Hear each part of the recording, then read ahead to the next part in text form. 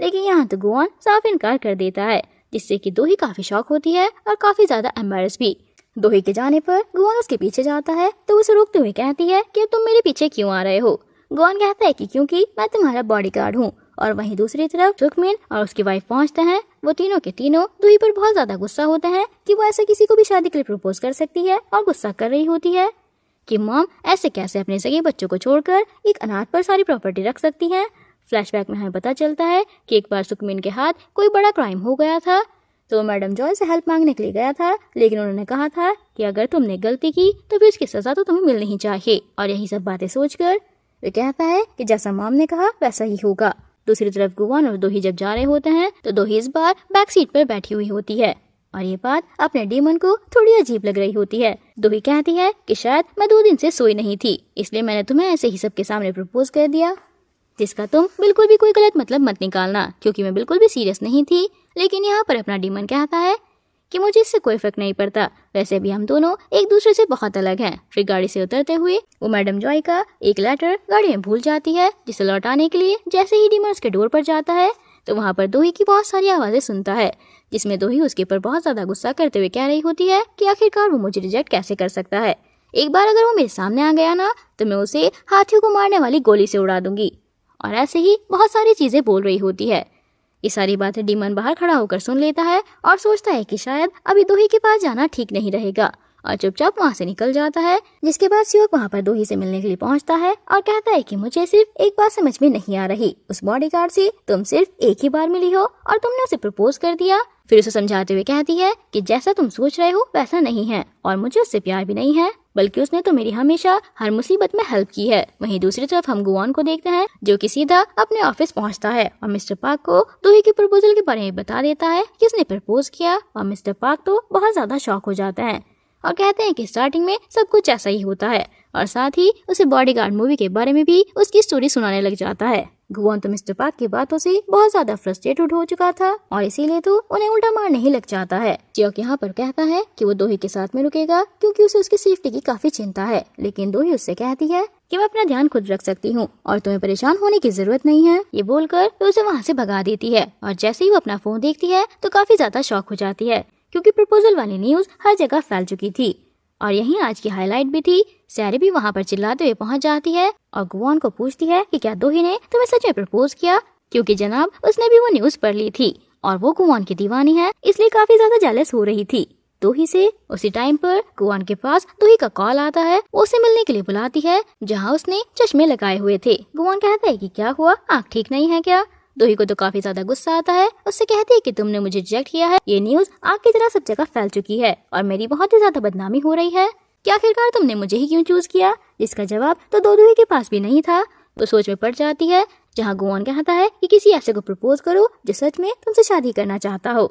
दोही ये बोलकर जाने लगती है कि अगर इस दुनिया में तुम आखिरी भी हुए तब भी मैं तुमसे शादी नहीं करूंगी। गुआन कहता है कि रुको दोही, तुम्हारे ऊपर दोबारा से अटैक ना हो जाए, इसलिए मैं तुम्हें घर तक छोड़ दूंगा, और वैसे भी मैं तुम्हारा बॉडीगार्ड हूँ। और मैडम जॉय का लेटर उसके पर्स में डाल देता है। घर पहुँचने के बाद जैसे ही दोही मैडम जॉय का लेटर देखती है तो बहुत ज्यादा रोने लग जाती है, क्योंकि उसमें उन्होंने बहुत ज्यादा इमोशनल बातें लिखी हुई थी, और साथ ही लिखा था कि मैं तुम्हारे लिए जो पोजीशन छोड़कर जा रही हूँ उसे बहुत अच्छे से संभालना, बिल्कुल भी टूटना या हारना नहीं, क्योंकि एक जंग है जिसे कि तुम्हें हर हाल में जीतना है, इसमें तुम बहुत ही ज्यादा अकेली पड़ जाओगी, इसलिए मैंने ये कंडीशन रखी कि तुम्हें 1 साल के अंदर शादी करनी होगी। नेक्स्ट सीन मैडम जॉय के फ्यूनरल का दिखाया जाता है, और इसमें फ्लैशबैक के कुछ सीन्स भी होते हैं, जिससे पता चलता है कि दोही ने सच जानने के लिए मैडम जॉय का पोस्टमार्टम करवाना चाहा, लेकिन उसकी फैमिली की परमिशन चाहिए थी। बट सुकमिन और हैन, जो कि पहले से ही दोही पर बहुत गुस्सा थे, उन्होंने परमिशन नहीं दी। ये सारी बातें याद करके दोही मैडम जॉय की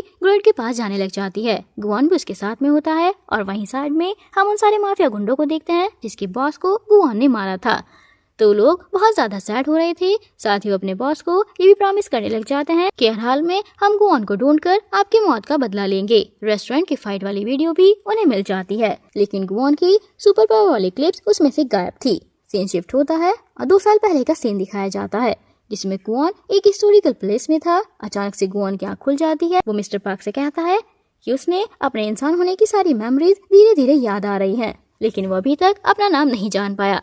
मिस्टर पार्क भी बहुत ज्यादा शॉक हो जाते हैं और कहते हैं इसका मतलब यही हुआ कि आप धीरे धीरे ह्यूमन बनते जा रहे हो, क्योंकि आपके पास अब आपकी पावर्स नहीं है। गुआन भी बहुत ज्यादा डर जाता है।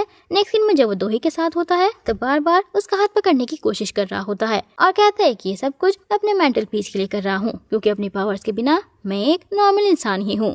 दोही कहती है कि तुम मेरा हाथ ऐसे नहीं पकड़ सकती, वरना लोग क्या सोचेंगे कि हमारे बीच में कोई रिश्ता भी नहीं है और ना ही तुम मेरे बॉयफ्रेंड हो। वो अपना हाथ बार बार हटा रही होती है और जैसे ही वो लोग ऑफिस पहुंचते हैं तो दोही अपने सेक्रेटरी से कहती है इंसान के साथ में मैडम जॉय ने उसकी ब्लाइंड डेट फिक्स की थी, वो उससे मिलना चाहती है। गुआन भी वहीं पर पीछे खड़ा सब सुन रहा था, जिसके बाद ये दोनों मिलकर सारे स्टाफ की सीसीटीवी फुटेज चेक कर रहे होते हैं कि आखिरकार दोही पर हमला किसने किया होगा। लेकिन फुटेज बहुत ज्यादा थी, इसलिए बेचारा गुआन तो थक जाता है। वो अपनी पावर का यूज करने के लिए कहता है तो दोनों के दोनों सीधा टेलीपोर्ट होकर एक सुनसान रूम में पहुंच जाते हैं और वहाँ पर लाइट्स भी ऑफ थी। दोनों एक दूसरे के बहुत ज्यादा क्लोज होते हैं। इधर खूनी ने भी दोही के खिलाफ सारी की सारी इन्फॉर्मेशन निकलवा कर रखी होती है। वहीं दूसरी तरफ माफिया के बॉस गुंडे बहुत ज्यादा गुस्से में होते हैं, क्योंकि उन्हें गुआन के खिलाफ कोई सबूत नहीं मिल रहा था। और उसी टाइम पर उन्हें फ्रूट की ट्रे के नीचे एक लेटर मिलता है जिसमें गुआन के बारे में सब कुछ लिखा होता है कि वो दोही का बॉडीगार्ड बनकर घूम रहा है और अभी वो कहाँ पर होगा। ये सारी इन्फॉर्मेशन उस खूनी ने ही माफिया गुंडों को दी थी। वहीं एक फ्लैशबैक से हमें भी पता चलता है कि मैडम जॉय जिस दिन मिस्टीरियस मैन को डांट रही थी उसी ने उनकी मेडिसिन भी चेंज की थी। इधर यहाँ पर दोही भी सारी फुटेज देख रही होती है। उसे पता चल जाता है कि बीच की फुटेज गायब है, यानी किसी ने निकाल ली। नेक्स्ट सीन में गुआन अपने वेलकम पार्टी में स्टाफ के साथ गया होता है, जहाँ वो दोही को भी अपने साथ में लेकर जाता है, क्योंकि शायद उसे उसकी पावर की जरूरत पड़ सकती थी। लेकिन बॉस को अपने सामने देखकर सब लोग थोड़ा सा नर्वस हो जाते हैं और दोही इस सब को कंफर्ट कराने लगती है। जैसे ही गुआन अपनी पावर यूज करने के लिए दोही का हाथ पकड़ता है तो जोई की चॉपस्टिक नीचे गिर जाती है। वो उन दोनों को हाथ पकड़े हुए देख लेती है, जिससे कि बेचारी का तो दिल ही टूट जाता है, क्योंकि उसको गुआन पर बहुत ही बड़ा क्रश था। स्टाफ ये पूछते ही कि आखिरकार हमारी बॉस को रिजेक्ट क्यों कर दिया, क्या वो आपको पसंद नहीं है? तो गुआन कहते हैं कि ऐसी बात नहीं है, दोही बहुत ज्यादा अच्छी है। ये सुनकर दोही तो काफी ज्यादा खुश हो जाती है मन ही मन। जैसे ही गुआन कहता है कि मुझे पाक बहुत ज्यादा पसंद है, लेकिन मैं उससे शादी तो नहीं कर सकता। ये सुनते ही दोही को काफी ज्यादा गुस्सा आ जाता है और वो उठकर वहाँ से जाने लगती है। डीमन उसे रोकने की कोशिश भी करता है, लेकिन दोनों में बहस हो जाती है। डीमन को भी गुस्सा आ जाता है और फिर दोनों अपने अपने रास्ते चले जाते हैं। लेकिन जैसे ही गुआन का गुस्सा शांत होता है उसे दोही की टेंशन होने लगती है और वहीं दोही को भी सुनसान रास्ते में काफी डर लग रहा होता है। तो वो गुआन को फोन लगाती है, लेकिन उसी टाइम पर गुआन के पास माफिया गुंडे पहुंच जाते हैं। दोनों में जबरदस्त फाइट होती है, जहां पहले तो गुआन बचकर भाग जाता है क्योंकि उसके पास उसकी सुपर पावर तो नहीं थी। तभी वहां दोही पहुंच जाती है और उनके ऊपर स्प्रे करती हुई जाती रहती है। वो भागते हुए गुआन के पास जाती है। गुआन उसे स्टाइल में पकड़ लेता है और जैसे ही वो उसका हाथ पकड़ता है उसके पास उसकी सुपर पावर्स आ जाती हैं। वो दोही से पूछता है कि क्या तुम्हें टैंगो डांस आता है?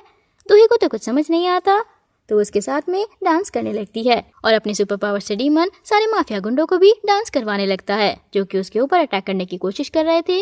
लेकिन वो अपने पावर से उन सबके हॉकी को भी दूर फेंक देता है और दोही से भी उनकी खूब पिटाई करवाता है। दोनों डांस के साथ साथ फाइट भी कर रहे थे। वहीं मौका पाते ही खूनी ने भी उनकी सारी वीडियोस बना ली। दोनों काफी क्लोज आ जाते हैं। यहाँ पर गुआन शर्मा जाता है